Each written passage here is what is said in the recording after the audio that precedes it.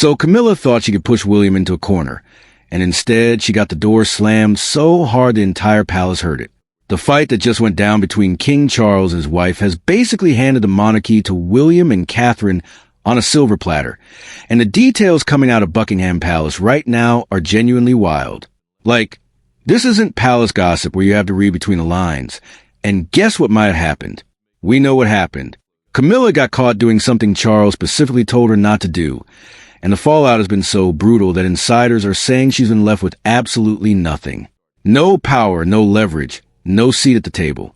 And the thing is, the moves she's making now behind closed doors have people inside that building genuinely frightened, because what Camilla's quietly planning isn't just a tantrum or a revenge plot. It's a threat to everything this monarchy has left, and the worst of it hasn't even started yet. This whole situation, Charles handing over final authority to William and Camilla, doing something so reckless it blew up all of Charles's plans. It actually started with the fall of Andrew Mountbatten Windsor. The king's own brother was arrested on his birthday, and the charge was misconduct in public office. But what sat behind that charge was so explosive it made the whole country go completely still. While serving as a British trade envoy, Andrew had allegedly been handing highly classified British government intelligence directly to Jeffrey Epstein. This wasn't a family embarrassment. This was a state security disaster wearing a royal face.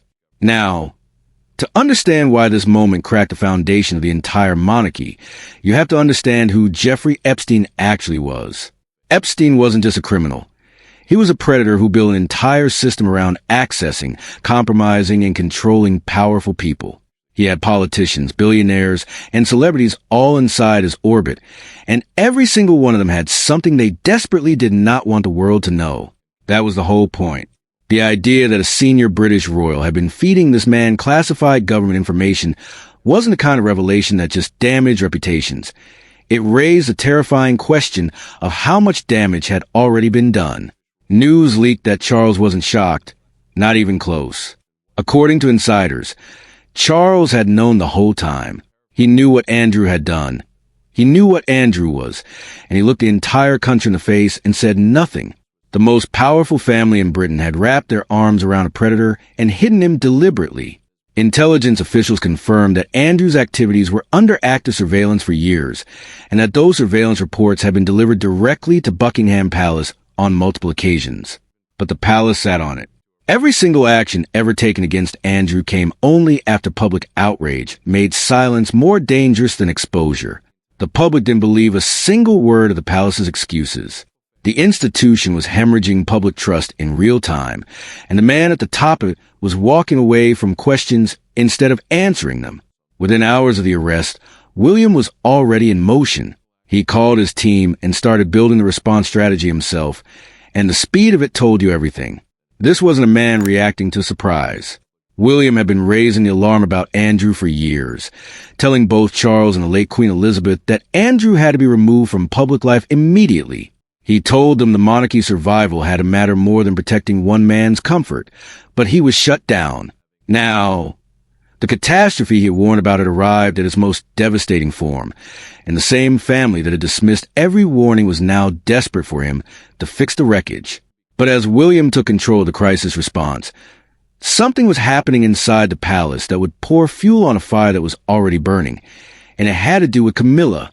While all this was going on, Camilla was on the phone. She was calling the ex-wife of the man who had just been arrested, pouring comfort and loyalty into a woman whose name was scattered all through the scandal files. At the exact moment the palace was scrambling to cut every visible connection to anyone touched by the scandal, when word of that call reached William, it didn't read like a mistake. It read like a challenge. From that moment, William understood that the crisis threatening to consume the monarchy wasn't only coming from outside the palace walls. Part of it was sitting right beside the king, and he wasn't going to wait long before doing something about it. But to truly feel the weight of what William has taken over, you have to first understand what it has cost the man he took it from. Charles spent 70 years in waiting. 70 years of watching, preparing, and standing in the shadow of a mother who outlived every expectation. No human being in the history of the British monarchy had waited longer or more patiently for the moment that was supposed to define his life. And then, just months after that moment finally arrived, cancer came knocking on his door. The The physical toll became impossible to hide. Then, as if that wasn't already enough to break a man, came the news that Catherine was also fighting her own health battle. Within weeks, both the king and the wife of his heir were fighting for their health at the same time. The monarchy was bleeding from every direction at once, and the man supposed to be steering it was barely keeping himself upright. Into that gap, William moved. He didn't arrive with speeches or press releases. He moved quietly, decisively, and with focus that left absolutely no room for misunderstanding about where power was heading. The real shift was happening inside the crisis management, and it was moving fast. William had become the person making every major decision involving the family's defense. Charles was actively guiding William to make choices, knowing the future of the monarchy rested entirely with him. But strip away the diplomatic language, and what that actually meant was this. Charles had stopped leading. He was being carried. William's approach to the monarchy was also something entirely new, and it was making the old guard deeply uncomfortable. Where Charles had always operated through tradition and instinct, William was approaching the institution like a chief executive who had inherited a company in crisis. He wanted clear structures, professional accountability, and zero tolerance for anyone inside the organization who was creating reputational damage. The Andrew situation had become almost too much for Charles to bear, and his health had deteriorated specifically because of the crushing weight of it. Charles waited 70 years for crown, dreaming of a reign that would be his legacy, and instead his reign was being defined by a family criminal, a body slowly surrendering to disease, and a son who had quietly walked into the room and taken over while Charles was still sitting in it. An official transition plan is being rehearsed in private. Rehearsals are already underway behind closed doors, modeled on other smooth transitions in European history. When Charles steps back, it will look measured and dignified, with his health used as the explanation because it's the one reason the public simply cannot argue with. But William had already taken on so much that the actual transition, when it finally happened, would simply be the paperwork confirming a handover that had already taken place. That's the reality that the palace's carefully managed public image is sitting on top of. The ceremony will come, the cameras will be there, the world will watch and call it graceful, but inside the walls of Buckingham Palace, everyone already knows the truth. The transfer didn't happen on the day of the announcement. It happened in strategy sessions, crisis calls, and quiet, unremarkable moments when a tired king started letting go of decisions and a future king started making them instead.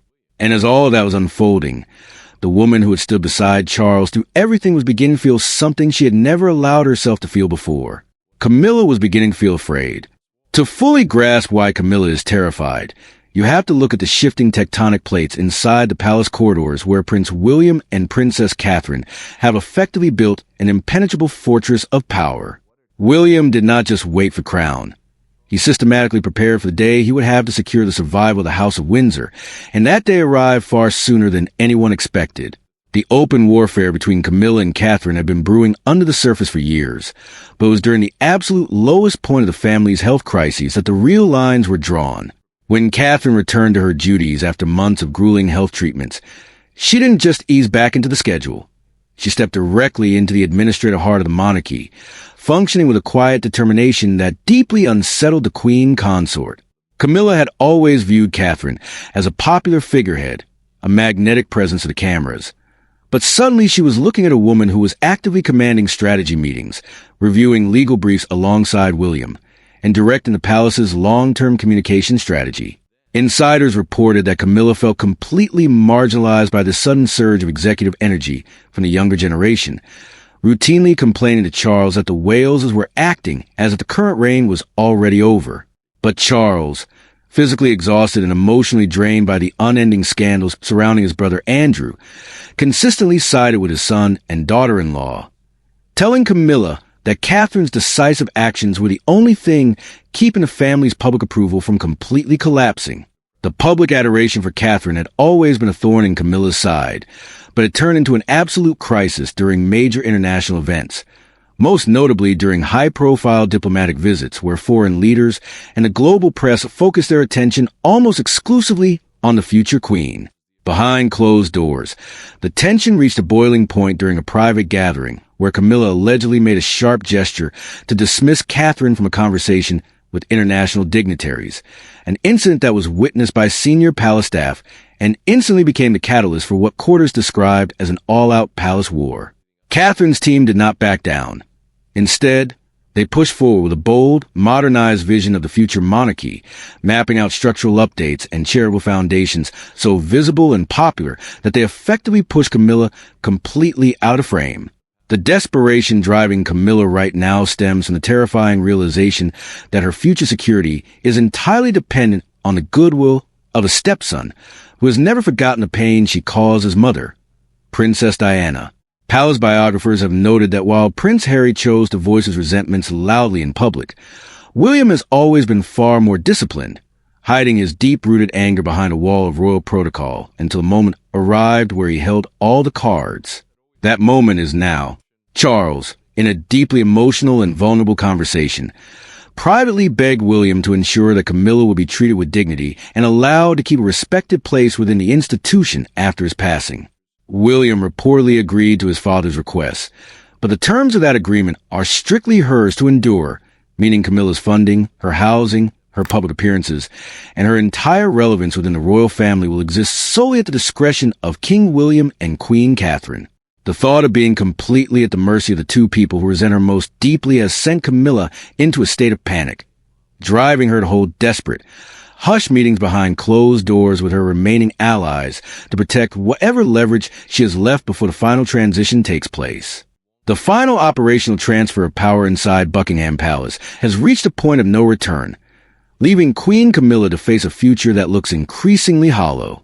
As the rehearsals of the official transition move forward with clinical precision behind closed doors, the atmosphere inside the royal residence has shifted from one of tense anticipation to absolute finality. William is no longer just stepping into the gap. He has completely redrawn the organizational chart of the British monarchy, implementing a corporate structure that demands strict accountability and leaves zero room for personal alliances that threaten the crown's reputation. Camilla's recent desperate efforts to secure her position by maintaining private lines of communication with figures connected to past family scandals have backfired catastrophically. Serves as the final proof William needed to show Charles that the old ways of managing the family's image are dead. When the official transition is eventually announced to the global public, the palace will frame it entirely around the king's health, ensuring a dignified, measured, and graceful exit that the public cannot question.